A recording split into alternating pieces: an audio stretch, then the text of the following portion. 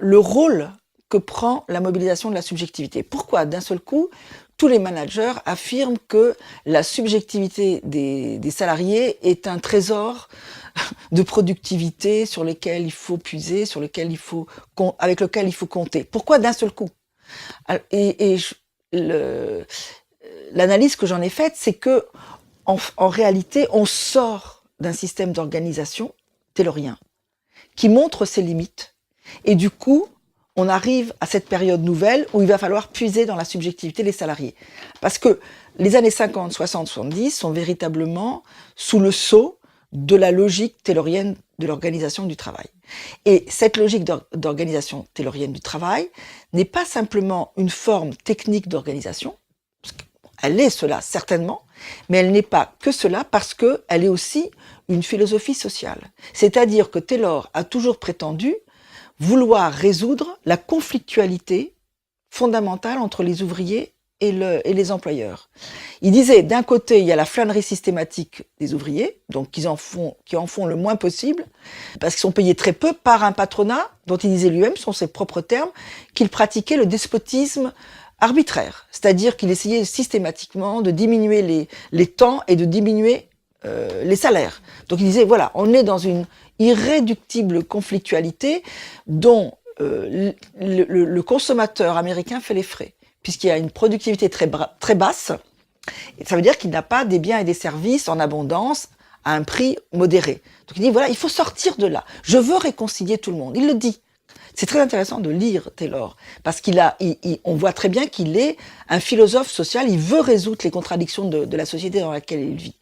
Et il dit, il faut dépasser cette conflictualité, donc il prétend créer du consensus en recourant à un tiers extérieur neutre, qui est la science. Je vais recourir à la science que je rapatrie dans l'organisation du travail, parce que c'est en fonction des enquêtes scientifiques que nous allons pratiquer et de certaines techniques scientifiques, la règle de 3 qu'il applique, etc., le chronométrage, qu'on va définir ce qu'il appelle la one best way, la meilleure façon de procéder.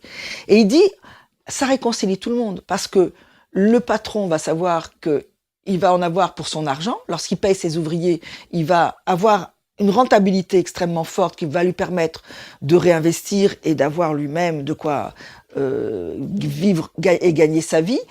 Et de l'autre côté, dit-il, puisque la productivité augmente de façon spectaculaire, il faut augmenter les salaires aussi. Il était pour une juste répartition d'une partie, en tout cas, des gains de productivité. Donc il dit, voilà, je réconcilie tout le monde. Mais en réalité, au-delà de cette soi-disant solution scientifique de cette contradiction entre employeurs et ouvriers, il y a une astuce qu'il a trouvée et qui est véritablement une ressource patronale, c'est d'inscrire la contrainte et le contrôle dans la définition même des tâches. C'est ça, parce que le taylorisme, en gros, c'est une prise en main des ouvriers par l'organisation. C'est elle qui les prend en main, qui les conduit, qui les tient, qui les empêche de faire quoi que ce soit d'autre que ce qui est prévu par les prescriptions, c'est-à-dire les gammes opératoires et dans les délais impartis. Il n'y a aucun choix.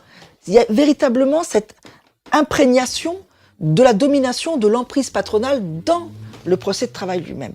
C'est la grande astuce qui fait que le taylorisme a connu un succès planétaire et historique phénoménal. Puisque même Lénine l'a introduit dans les années 20 en Union soviétique, et ça deviendra le stakhanovisme. C'est considéré comme vraiment un moyen extrêmement efficace et pertinent pour obliger quoi? Au fond, pour obliger les ouvriers à travailler selon les critères voulus par l'employeur. Et non pas selon leurs intérêts, non pas selon leurs valeurs professionnelles, mais selon les critères voulus par l'employeur. Donc c'est un réconfort énorme du point de vue pour le patronat. C'est une ressource fondamentale. Et les années 50, 60, 70, elles ont été marquées par ce succès patronal. Même si, effectivement, la classe ouvrière en avait des miettes, puisque la productivité augmentant énormément, les salaires aussi, et la société de l'abondance se constituait, qui permettait aux ouvriers d'augmenter leur qualité de vie, d'une certaine façon, hors travail. Parce qu'au travail, évidemment, l'organisation taylorienne était extrêmement exigeante et elle devenait de plus en plus forte, de plus en plus précise, de plus en plus contraignante au fur et à mesure que les organisations syndicales mobilisaient des ouvriers capables de s'opposer. Donc on durcissait de façon très, très systématique d'ailleurs. C'est très intéressant de regarder dans les années 50-60, les directions d'entreprises tayloriennes quittent les villes qui sont syndiquées, où ça conteste, et va progressivement s'installer dans les villes de province, où il n'y a pas cette familiarité avec le monde ouvrier et le monde syndical. Et quand ça commence aussi à se former, ils vont dans les campagnes mettre au travail les petites bretonnes, notamment ou les petits bretons, les jeunes bretons sur les usines de montage, ou les usines d'électronique, de téléphonie, etc. Donc on voit véritablement que ce qui définit toutes les stratégies, c'est de trouver les moyens de contraindre les salariés à travailler selon les critères de rentabilité et d'efficacité choisis par les directions. C'était ça la grande astuce du taylorisme, c'est que quelle que soit leur humeur du moment, quelle que soit leur vision du monde, eh bien, l'organisation du travail se déroule indépendamment de tout ça. Et ça, c'est vraiment le cœur de la logique taylorienne. C'est que ça met au travail, ça prend en charge, ça prend en main les ouvriers, ça les conforme dans un certain type de comportement du travail, indépendamment de ce qu'ils ont dans la tête.